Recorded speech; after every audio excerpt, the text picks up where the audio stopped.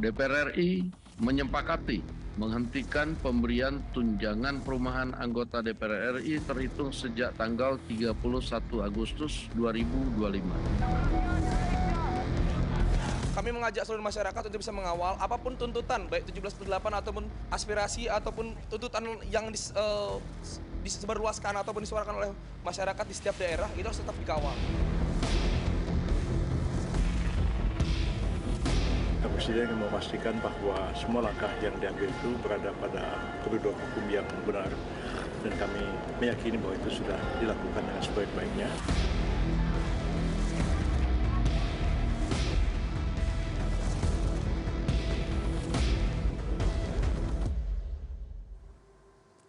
Terima kasih Anda masih bersama kami di Prime Plus, dan segmen kali ini saya akan mengajak Anda untuk membahas dan mendiskusikannya dengan 4 orang narasumber yang sudah hadir di studio CNN Indonesia. Saya akan sapa terlebih dahulu dari sebelah kiri saya Direktur LSI DNIJA Aji Alfarabi. Mas Aji, selamat malam. Selamat malam. Terima kasih. Dan berikutnya adalah peneliti senior dari Drone Emprit, Ian Kurniawan. Mas Ian, selamat malam. Halo Mas Bram. Terima kasih sudah berkenan hadir. Kemudian ada manajer riset dari Formapi, Lusius Karus. Bang Lusius, selamat malam.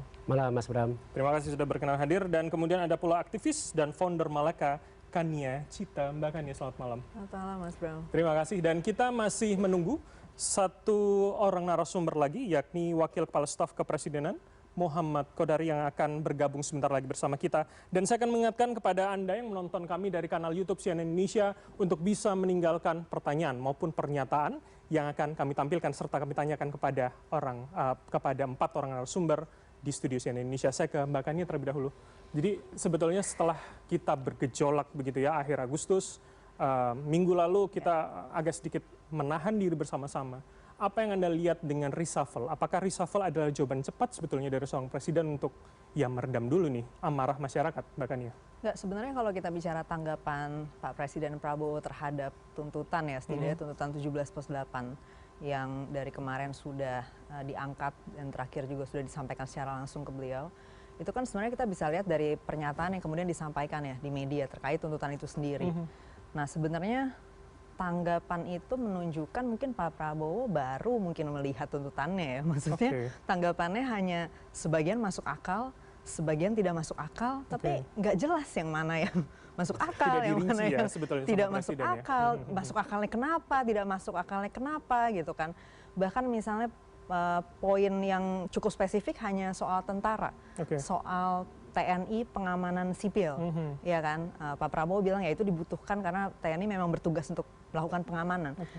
Ya harus dijelaskan dulu misalnya, karena kan ketika publik menyampaikan aspirasi bahwa ini harus ditarik dari pengamanan sipil, itu kan sebetulnya ada pengamatan di lapangan yang melihat bahwa itu mungkin belum perlu, atau ini sepertinya pengamanan dari kepolisian sudah cukup misalnya, dan seterusnya. Nah harusnya ada penjelasan. Jadi statement yang dikeluarkan oleh Pak Presiden Prabowo ini sebenarnya bisa dibilang cukup mengecewakan gitu loh. Karena kan tekanan publiknya sebetulnya sangat besar dari kemarin. Jadi menurut Mbak seharusnya ada komentar lanjutan, misalkan ada soal komentar bidang yang ekonomi. lebih jelas, apalagi deadline-nya udah lewat. Orang kasih deadline tanggal 5 September, ini udah lewat jauh. Iya, mungkin Pak Presiden sedang sibuk melawan mafia impor dan mafia gula, ya saya lihat postingannya di sosial media dari beberapa orang. Mungkin karena itu beliau belum sempat mungkin melihat isunya secara lebih detail, tapi kami butuh jawaban yang lebih jelas, misalnya terkait tim investigasi independen. Pak Prabowo sempat bilang oke, ini make sense gitu kan. Tapi timelinenya mana? Misalnya ini kapan mau dibentuk timnya? Jadi sebetulnya Anda butuh waktu rigid yang kemudian bisa di follow up bersama begitu ya? Kita kan aksi sudah banyak sekali ya gitu, dan korban yang meninggal yang kita tahu terakhir saya tahu 10, katanya ada sudah lebih kalau nggak salah terakhir tuh. Ada orang-orang yang masih ditahan sampai sekarang yang saya dengar informasinya dari LBH dan Jaringan Aliansi Sipil, itu belum jelas kenapa mereka ditahan, sampai kapan mereka ditahan. Banyak sekali hal-hal yang terjadi yang serius gitu ya. Saya nggak lihat kok kayak nggak ada kegentingannya dari jawabannya Pak Presiden gitu. Maksudnya saya sebagai warga yang harusnya menjadi pihak yang diabdikan ya, yang dilayani oleh presiden dan pemerintah gitu kan. saya sangat tidak mendapatkan respons yang menurut saya harusnya keluar dari seorang presiden. Dengan mengganti pembantunya itu tidak melihat Saya ini nggak tahu sinyal. hubungannya kemana. Oke. Justru itu, kecuali ada penjelasan dari Pak Presiden Prabowo, misalnya, oh saya mengganti Menteri Keuangan karena tuntutan untuk bidang ekonomi, kan ada tuntutan bidang ekonomi dalam 17 tuntutan tidak bisa dilakukan oleh Menteri yang sekarang misalnya. Kan nggak ada penjelasan seperti itu. Jadi kita juga nggak tahu Jadi menurut apakah Anda harus reshuffle ini dijelaskan nyambung. sebetulnya ya? Iya, ini nggak ada. Jadi kita kayak herannya begini loh. Kami sebagai warga aja berusaha sekuat tenaga untuk menjadi jelas terkait apa yang kami mau, apa yang kami aspirasikan gitu ya, sebisa mungkin. Dan kami menerima banget semua kritik juga terhadap tuntutan yang ada dan lain sebagainya.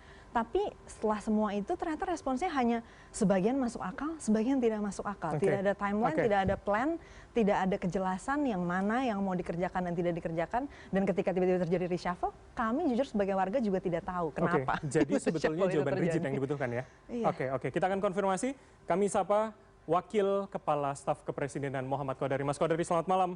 Selamat datang. Terima kasih. Kita tunggu, Mas Kodari. Ini kita akan konfirmasi bersama kepada Anda. Terima kasih. Silakan.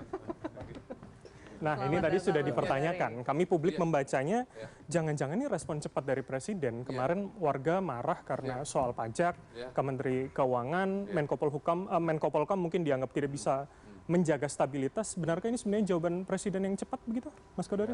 Pertama, dalam setiap reshuffle ya, dari zaman dulu kala, itu yang tahu tuh cuma dua, satu Tuhan, dua Presiden itu sendiri. Tapi tidak disampaikan artinya ke teman-teman itu kabinet. Yang pertama. Yang kedua, mungkin secara makro saya mengatakan begini, ya ini untungnya lama jadi pengamat ya. Oke. Satu, kalau reshuffle itu pasti dia merespon perkembangan peristiwa-peristiwa. Yang kedua, biasanya memang ada evaluasi. Yang ketiga, implikasi dari semua variabel 1 dan 2. Karena yang namanya reshuffle itu biasanya dia semacam punya efek domino ya. Kita sering nonton tuh domino tuh, satu jatuh, dia nanti bergulir ke tempat yang lain gitu. Jadi saya kira itu yang menjadi variabel atau menjadi cerita besarnya. Detailnya atau gunanya Aji Alfaribi di sini. Ternyata dilempar Dian dan ada Lisa. Karena sebelum kita menafsirkan, kita konfirmasi terlebih dahulu sebelum kita membaca sebetulnya. Jadi kalau saya udah tahu, terima kasih sudah disediakan para pengamat ini. Yang ini pengamat dari analisa, ini dari analisa politik, yang ini dari media sosial, ya kan? Ini dari kacamata parlemen. Oke. Nah, ini dari kacamata filsafat. Saya tepat ya konfirmasi kepada Anda ya. Kalau Mbak Kania mengatakan tadi, ya jangan-jangan ini respon di tuntutan 17+8 ada soal ekonomi. Jangan-jangan menteri yang lama tidak bisa membenahi, tidak bisa ini, jadi Pak Prabowo ganti saja menterinya. Iya, teman-teman ekonom sendiri kan yang sudah punya permintaan-permintaan kan. Dan dalam kacamata itu saya kira ya bisa dikatakan boleh-boleh aja, sah saja kalau dikatakan, oh berarti presiden memenuhi tuntutan. Nah, kalau kemudian nggak diganti kan presiden dimarahin. Ini presiden kok nggak dengerin kita gitu. Tapi begitu kemudian ada pergantian, jangan sampai juga kemudian larinya kemana-mana gitu loh. Yang jelas kalau kita bicara situasi ekonomi kan memang pada hari ini kan ada beberapa peristiwa yang dijadikan teman-teman ya, baik secara umum maupun terutama belakangan ini kan banyak muncul dari kalangan ekonomi yang mengatakan ya misalnya transfer ke daerah itu dikurangi berakibat kepada PBB-nya naik gitu. Lebih jauh lagi ke belakang itu mundur, ada dulu rencana kenaikan PPN jadi 12% dan seterusnya. Tapi kalau saya memang untungnya begini sih, KSP ini, makanya bisa ngomong, KSP itu tugasnya kan monitoring evaluasi. Jadi sebetulnya Kodari itu kayak anu aja, kayak dulu aja, cuman dia ke dalam sekarang. Nah, jadi artinya kalau Menteri Keuangan evaluasinya bagus atau tidak? Akhirnya diganti. Ya hemat saya begini, salah satu yang harusnya bisa dikerjakan dan menurut saya memang mau dikerjakan secara sangat serius oleh Presiden itu adalah sektor pendapatan. Bagaimana misalnya kita sudah tahu bahwa Pak Prabowo itu ingin ada Badan Pendapatan Negara, misalnya begitu. Dan kalau saya lihat bahwasanya ada nama-nama baru di Dirjen Pajak dan Dirjen Bea Cukai itu menggambarkan secara sangat signifikan keinginan Presiden untuk meningkatkan pendapatan. Nah, dari kalangan teman-teman ekonom memang dari lama juga sih dan dari kampus beliau sendiri kebetulan kan saya kan kuliah di UI juga, Bu Sri Mulyani kuliah di UI. Jadi teman-teman saya itu adalah ya murid-muridnya, adik-adik kelasnya Bu Sri Mulyani. Mereka mengatakan bahwa ya sebetulnya salah satu aspek yang harus dikejar itu adalah aspek pendapatan yang lebih membutuhkan usaha yang kuat gitu, yaitu dari bea cukai dan dari pajak gitu. Nah, jadi dengan menggantikan akan bisa mengejar target yang tidak tercapai itu? Ya saya kembali kepada pernyataan Pak Mensesnek. Mari kita berdoa mudah-mudahan ke depan akan lebih baik gitu. Tapi tentu harapannya akan besar untuk ke sana karena apa? Karena ya ini kan orang baru, dia dengan kacamata dan dengan perspektif yang baru, dan saya melihat bahwa Pak Purbaya ini sosok yang unik. Beliau ini pernah di sektor real, beliau pernah di Dana Reksa, pernah peneliti juga. Mungkin sekitar tahun 2000, 2003, 2004 itu beliau pernah mengepalai Dana Reksa Research Institute. Data-data beliau itu sering saya bandingkan, waktu itu lembaga survei baru dimulai ya, lembaga survei Indonesia, sering kami kalibrasi perbandingan. Kemudian lama juga di pemerintahan, jadi poin mulai Anda dari KSP, sudah akan bisa menyelesaikan. Menko Polkam. Saya melihat Pak Purbaya ini punya perspektif yang luas ya, tidak hanya artinya kacamata ekonomi ansih ya, tapi dia punya perspektif yang luas. Mungkin juga ditambah dia punya background S1 itu sebagai engineer ya, terus kemudian S2, S3 ekonomi, lalu pernah di KSP juga, lalu kemudian tadi di kantor di kantor Menko, baik Menko Polkam maupun Menko Perekonomian. Jadi mungkin gambarannya akan bisa lebih jadi besar. Harapan bisa mencapai target Pak Presiden itu bisa begitu ya? Mudah-mudahan. Oke. Saya ke Mas Haji kalau begitu. Jadi Mas Haji, apa yang bisa kita baca? Benarkah ini kemudian sangat, kalau timelinenya berdekatan, bisa kita kaitkan dengan demonstrasi beberapa waktu yang lalu? Saya pikir gini Mas Bram, ini dua hal yang berbeda ya, antara respon terhadap tuntutan 17+8 dan reshuffle kabinet ya. Karena kalau reshuffle kabinet, ada beberapa menteri yang diganti, ini kan sebetulnya isu lama ya.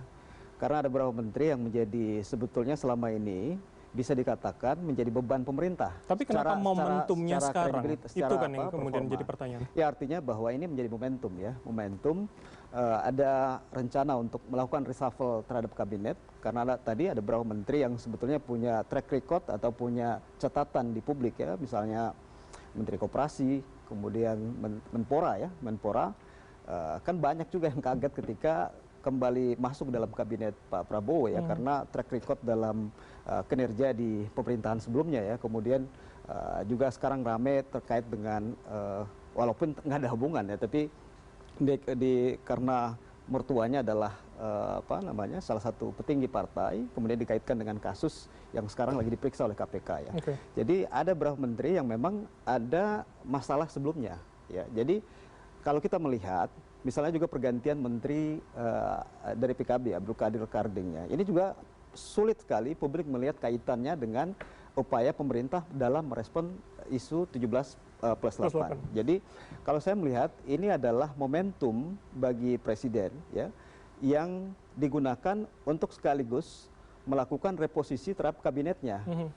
Mungkin di situ ada evaluasi apa kepentingannya menurut Anda reposisi untuk evaluasi terhadap kinerja menterinya ya, karena mungkin ya pernah kita bahas sebelumnya ya bahwa dalam survei yang kami kerjakan di bulan Juni ya, itu performa kabinet atau tingkat kepuasan terhadap kabinet itu hanya di angka 65,5%. Jauh sekali gapnya dengan kepuasan terhadap presiden ya. Artinya bahwa orang puas terhadap kinerja presiden tapi nggak puas dengan kinerja kabinet ya.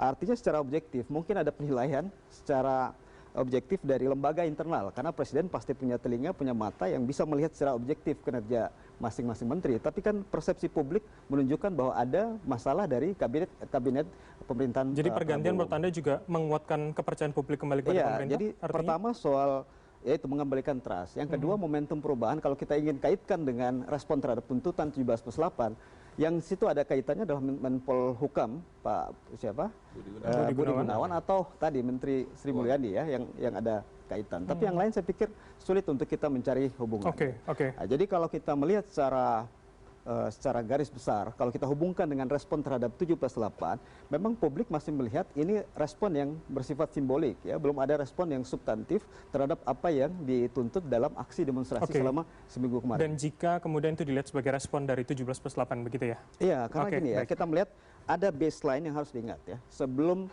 demo besar Agustus 2025, ya, baseline atau trust terhadap beberapa lembaga negara ini memang dalam titik yang rendah. Ya. Misalnya trust terhadap DPR itu hanya di angka 55,3%, ya, di Juni 2025.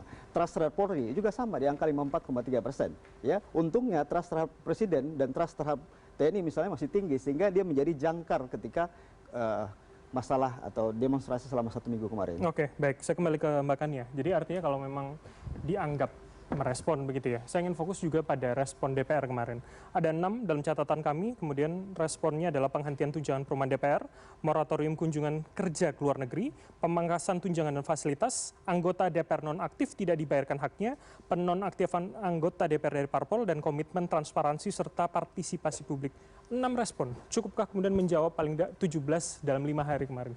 Ya, sebenarnya kalau dari rilis juga dari beberapa pihak yang memang terlibat dalam aliansi yang mengajukan tuntutan ini sudah dikatakan mengapresiasi. Karena dari DPR kan ada 3 poin sebenarnya yang disampaikan secara langsung kepada DPR dan itu sudah bisa dibilang dipenuhi semuanya gitu. Ya sebagian masih dalam proses ya, kayak misalnya yang terkait penonaktifan itu kan memang butuh ada mahkamah partai politik yang harus berjalan dulu prosesnya. Tapi di luar itu misalnya ketika dikatakan komitmen transparansi kan publik juga bisa mempertanyakan lagi soal tunjangan misalnya. Karena walaupun action yang diambil adalah menghentikan misalnya tunjangan tempat tinggal, kemudian menghilangkan beberapa tunjangan, tapi kan ternyata ketika di total sebetulnya terjadi kenaikan. Dan itu kan orang jadi bertanya gitu, kenapa justru angka yang dari kemarin diprotes, ini hasil yang baru malah lebih tinggi gitu dari itu. Nah itu kan balik lagi. Jadi sebenarnya yang kalau saya pribadi ya harapkan pemerintah bisa lebih banyak menjelaskan sih sebetulnya gitu. Misalnya terkait perubahan tunjangan itu, sebenarnya apa sih penalaran dari kebijakan ini gitu loh. Misalnya tunjangan kehormatan itu kan selalu dipertanyakan selama ini. Apa sih yang dimaksud dengan tunjangan kehormatan gitu? Kami sebagai warga tuh nggak ngerti gitu. Tunjangan kehormatan tuh apa? Karena kalau misalnya tunjangan listrik, kami kebayang ya, oh untuk bayar listrik. Walaupun mungkin jumlahnya kita bisa bertanya ya. Tapi kalau tunjangan kehormatan tuh maksudnya gimana gitu kan? Apakah kita tuh menyewa kehormatan ya kan? Atau apa nih sampai dibayar per bulan ya kan? Jadi publik itu butuh penjelasan gitu sebenarnya Mas Bram. Kayak misalnya dari tanggapan itu semua ya kan komitmen pada transparansi itu bentuknya apa gitu? Apakah misalnya DPR akan mengeluarkan website atau apa yang akan menjelaskan berbagai soal macam dana tunjangan itu ya. Dana dan ya insentif misalnya apakah kan 500 lebih anggota DPR ini apakah semuanya performanya sama? Apakah memang insentifnya harus sama atau kita bisa melakukan evaluasi terhadap mekanisme itu juga gitu terkait incentivizing bagaimana anggota DPR kita bekerja gitu. Jadi pertanyaannya juga ke negara ya, karena kan Menteri Keuangan yang kemudian mengaksesi tunjangan itu ya. Iya, dan maksudnya gini, kayak saya juga bingung ya ketika terjadi reshuffle kan Pak Purbaya ya yang menggantikan Bu Sri. Itu statement pertamanya sudah membuat gejolak publik lagi gitu. Apa yang bisa Anda tafsirkan? Karena beliau bilang katanya tuntutan ini datang dari sebagian masyarakat kecil aja gitu. Saya tuh bingungnya kayak gini, kita kan sebenarnya menghadapi gelombang aksi ini, saya jujur, saya sebagai warga kelas menengah sebetulnya dirugikan juga ya oleh banyaknya demonstrasi. Karena kan kendaraan umum banyak yang di stop ya. Betul. Jadi kita juga jadi nggak bisa mengakses Transjakarta, nggak bisa mengakses KRL. Tapi bagaimana situasinya urgent gitu ya, jadi orang harus bersuara, saya ngerti. Jadi, tapi saya balik lagi, saya sebetulnya prefer kalau bisa nggak perlu ya kita tiap hari turun kayak gitu kan, tiap hari ada aksi. Saya juga pengennya stabil, tapi kenapa pihak pemerintah selalu ada yang mengeluarkan statement-statement seperti itu gitu, yang kemudian bisa menyulut gitu hal-hal seperti ini gitu. Saya bingung, apalagi datang dari bidang ekonomi ya, yang mana justru sangat butuh mood market itu bagus gitu. Nah kenapa statement pertama keluar baru naik langsung ngomong ini tuntutan dari masyarakat kecil aja. Nanti kalau pertumbuhan ekonomi 6% juga pada diem kayak gitu. Ini statement seperti ini jadi menurut Anda itu sangat menyulut kemarahan jadi sebetulnya. Saya pengen, mungkin titipan buat Mas Kodari dan teman-teman di dalam ya, media training atau apa kali ya, supaya statementnya itu kondusif gitu. Maksudnya kan itu kan yang menjadi akar dari kemarin ya, misalnya statement-statement dari Bang Sahroni, Mbak Nafa Urbah, itu kan yang kemudian men-trigger reaksi dari publik yang jadi tidak kooperatif dengan pemerintah. Padahal saya sangat mendukung loh supaya publik bisa kooperatif ya dengan pemerintah, supaya supaya kebijakan-kebijakan juga bisa berjalan dengan baik gitu. Oke. Tapi ketika statement yang keluar seperti ini sulit jadinya. Oke, gitu. jadi Anda malah curiga sebetulnya ya dengan menteri yang baru, dengan statement itu? Sebenarnya sudah ada koreksi yang serius atau belum dari proses kemarin gitu loh, ya kan? Baik. Saya ke Bang Lusius dulu. Jadi artinya mungkin menambahkan, jadi kalau 6 poin itu sudah cukup atau belum sebenarnya publik bisa percaya bahwa ya segala keresahan kita bisa terjawab nanti?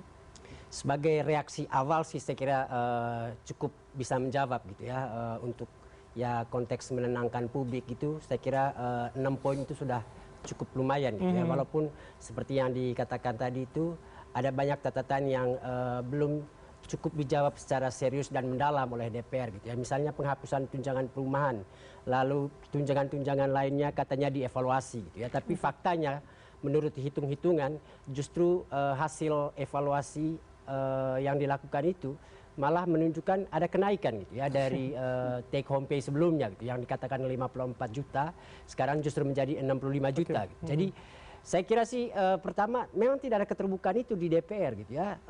Angka yang kemudian dihitung di media sekarang ini tuh angka hasil penelitian aja gitu ya. Berdasarkan apa gitu ya, tebakan-tebakan gitu dari dokumen yang ada di DPR. Tapi DPR tidak pernah mengonfirmasi apakah take home pay 54 juta sebelumnya atau 100 juta lebih sebelumnya itu angka yang resmi. Angka yang betul-betul mereka terima gitu ya, sehingga saat kemarin Pak Dasko itu mengumumkan tunjangan menjadi 65 juta itu baru terlihat resmi gitu ya, walaupun yang dikatakan Pak Dasko itu hasil kesepakatan, belum ada hitam di atas putih. Menurut Anda itu tidak real apa yang sesuai kebutuhan di lapangan? Pertama saya mau katakan DPR itu harus bekerja dalam sistem gitu ya, jadi pimpinan itu harus mengeluarkan pernyataan dengan dokumen resmi gitu ya. Tidak bisa kemudian, sebelumnya kan Pak Dasko pernah bilang ini berlaku sampai Oktober 2025. Tiba-tiba kemarin dia bilang sampai 31 Agustus gitu ya. Jadi yang mana pernyataan Pak Dasko yang harus kita ikuti gitu ya. Jadi buat saya sih kelemahan utama DPR sekarang itu sistem itu tidak berjalan lagi, itu diwakil atau dialihkan ke kuasa satu orang gitu ya. Dan saya kira itu harus menjadi koreksi serius di DPR. Ada undang-undang B3, ada tatip yang mestinya kalau secara patuh dijalankan oleh DPR, mungkin publik bisa melakukan pengawasan atau kontrol yang lebih baik. Tapi kalau kemudian semuanya tergantung pada satu orang yang mengeluarkan keputusan di DPR, ya nggak ada gunanya kita punya 580 anggota DPR itu gitu ya. Belum lagi kita bicara soal partai dengan segala problemnya yang ada di DPR yang saya kira partai ini yang sesungguhnya membunuh aspirasi konstituen atau masyarakat di DPR gitu ya. Kehadiran partai ini malah justru menghambat gitu ya, agregasi aspirasi yang kemudian diperjuangkan oleh anggota DPR, karena dalam banyak hal kendali partai itu yang kemudian menghambat anggota untuk menyatakan sikapnya sebagai wakil rakyat. Jadi tidak terkanalisasi sebenarnya aspirasi publik begitu ya maksud Betul. Anda, ya? Jadi mestinya sih kedepannya kalau mau melakukan pembaharuan total ke DPR itu saya kira harus diarahkan ke revisi Undang-Undang MD3, tapi kalau itu artinya DPR harus mulai melakukan studi atau evaluasi dari sekarang. Apa yang kemudian perlu dibenahi secara serius. Selain soal janji-janji transparansi, soal janji DPR modern yang tiap kali diulangi seperti yang juga kemarin dikatakan oleh Pak Dasko. Tapi kita seperti yang juga dikatakan tadi itu ada banyak pernyataan positif yang keluar sebagai bentuk komitmen baru. Tapi kita tidak bisa kemudian membaca gitu. Apa yang kemudian akan dilakukan. Saya garis bawah di situ. Ada komitmen baru yang kemudian dipertanyakan. Saya kembali ke Mas Kodari. Jadi artinya keresahan publik masih sama. Ternyata walaupun komitmen itu ada, baik dari Presiden, baik dari DPR, ternyata belum terlihat apa wujudnya begitu Mas Kodari. Ya tuntutan itu sendiri kan sebetulnya kan ada dua macam ya. Ada yang jangka pendek, ada yang jangka menengah. Kalau saya ada di situ, saya tambahin satu lagi jangka panjang. Cuma saya sekarang ada di situ. Tapi itu artinya masukan itu Anda sampaikan pula ke Presiden tidak untuk bisa menjabarkan ke publik apa langkah rigidnya? Jadi begini, saya pribadi melihat dinamika terakhir ini kan sebagai akar masalahnya itu kan kesenjangan yang bergabung dengan gestur atau komunikasi yang tidak bagus. Setuju itu saya bisa dicek, saya ngomong beberapa kali. Dan karena itu perbaikannya itu harus bersifat menyeluruh, yang makro dan yang mikro, jangka panjang, jangka menengah, dan jangka pendek. Gitu. Nah, kalau bicara yang pertama soal kesenjangan, saya mau menegaskan bahwa Pak Prabowo itu justru frekuensinya sangat sama dengan masyarakat. Coba baca buku-bukunya Pak Prabowo sebelum jadi presiden. Itu beliau paling kenceng tuh bicara soal kesenjangan. Tapi implementasi ketika sudah menjadi? Ketika sudah menjadi, itu sangat serius menuju ke arah sana. Oke. Angka 300 triliun yang disebut sebagai efisiensi tadi itu adalah upaya Pak Prabowo sebetulnya untuk satu, mengantisipasi korupsi, dua, mengalokasikan anggaran itu kepada sektor-sektor yang memang langsung dirasakan manfaatnya oleh rakyat. Oke. Efisiensi itu sebetulnya lengkapnya efisiensi dan realokasi, ditujukan kepada program-program yang langsung untuk rakyat. Oke. Manfaatnya langsung dirasakan untuk rakyat. Oke, tapi untuk menyambungkan bergizi, kepada tuntutan makan ini, bergizi kenapa itu, kemudian tidak dijelaskan langsung begitu, Mas makan Kodari? bergizi itu adalah upaya untuk mengatasi kesenjangan. Kesenjangan apa? Kesenjangan gizi. Karena 20% rakyat kita itu masih stunting, Mas. Nah, ada juga yang nggak stunting, tetapi gizinya belum cukup bagus sehingga supaya IQ kita sama dengan Singapura begitu. Jadi sebetulnya itu adalah upaya mengatasi kesenjangan. Sekolah rakyat betul-betul murni untuk mengatasi masalah kesenjangan. Ada anak-anak kita yang berasal dari desil 10 atau 10% terbawah strata ekonomi itu nggak bisa sekolah. Oke. Saya turun ke lapangan, 80% dari anak-anak yang calon siswa itu nggak lulus SD, itu maksimal lulus SD, lulus SMP. Kalau nggak ada intervensi negara seperti ini, anak-anaknya itu akan ngulangi nasib orang tuanya. Mas Karena Kodari. mereka jangankan untuk sekolah, makan aja juga susah. Gitu. Jadi saya kemarin itu ngelihat anak-anak yang udah jalan nih sekolah rakyat itu cerita itu ada yang dulu itu makan sehari sekali, tidur nggak pernah pakai kasur. Jadi sebetulnya kalau bicara fundamental yang dikerjakan oleh Pak Prabowo ini itu persis dengan yang menjadi tuntutan rakyat. Nah masalahnya kemarin itu kan meletus karena apa? Karena ada gestur-gestur, ada komunikasi yang tidak bagus dari elit. Nah itu memang harus diubah. Saya ini karena lama di luar, ya kan, masuk ke dalam baru. Saya sekarang menyimpulkan, oh memang di masyarakat itu ada satu standar tentang penampilan pejabat publik itu. Pejabat publik itu nggak boleh mewah, nggak boleh hedon dia. Dia harus sederhana, minimal atau maksimal dia penampilannya itu kelas menengah. Nah, pada titik itulah kemudian saya ganti mobil saya jadi Kijang. Mohon maaf saya nyebut merek. Saya mohon maaf juga ganti arloji saya jadi Seiko gitu loh. Walaupun saya punya kemampuan lebih daripada itu. Tapi kesadaran Anda itu tadi, Pak Prabowo juga menjadi keresahan beliau tidak? Itu diikuti oleh teman-teman gitu. Saya nggak berani ngomong sama Pak Prabowo, saya ngomong aja di sini. Atau kemudian ya nanti top down dari Pak Prabowo kepada para menteri begitu Mas Kodari. Didengar oleh teman-teman kabinet gitu. Saya ini ngomong ini saya tunjukkan, saya kerjakan gitu loh. Saya kira itu lebih powerful lah daripada lapor-lapor kepada presiden dan seterusnya. Saya konkret saja.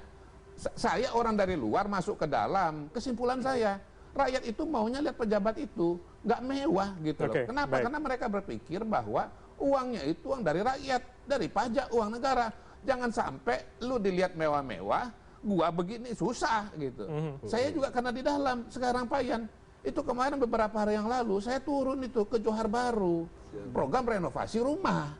Memang itu gang 1 meter, ya. Kemudian rumah itu ya ukurannya terbatas sekali, isinya itu banyak, panas isinya. Loh itu memang realita di lapangan kok. Jadi Pak Prabowo tahu nggak sih sebetulnya realita begitu? Pak Prabowo sebenarnya tahu tidak sih? Justru itu yang mau dibantu oleh Pak Prabowo, makanya ada program renovasi itu. Makanya ada program yang namanya FLPP atau rumah subsidi ditingkatkan dari 200.000 menjadi 350.000. Jadi maksud Anda keresahan masyarakat Pak Prabowo itu tahu ya? Oleh Pak Prabowo. Pak Prabowo itu bersama dengan masyarakat, bersama dengan rakyat. Kami dapat poin Anda. Bersama dengan Pak. Cuman masalahnya nih ada elemen-elemen, ada anasir-anasir elit ini yang nggak nangkep itu gitu loh. Nggak nangkep itu. Program hanya dianggap program atau kemudian teralienasi sendiri gitu. Itu yang loh. sudah di reshuffle atau yang masih ada di dalam? Mungkin Mas Kodari. selama bertahun-tahun asik sendiri gitu loh Pak Lusius ya. Nah yang selalu dikritik Pak Lusius asik sendiri. Nah pada hari inilah kemudian harus diadakan perubahan. Tapi perubahan itu juga ya bukan cuma mikro, makro juga nanti kembali kepada reformasi. Kami akan tanya politik, itu. Tahan dulu, Mas Kodari. Partai, undang-undang pemilu, undang-undang MD3. Jadi kami ini tanyakan nanti bagaimana kemudian langkah ke depannya. Tapi usai jeda berikut ini, untuk itu tetaplah bersama kami di Prime Plus.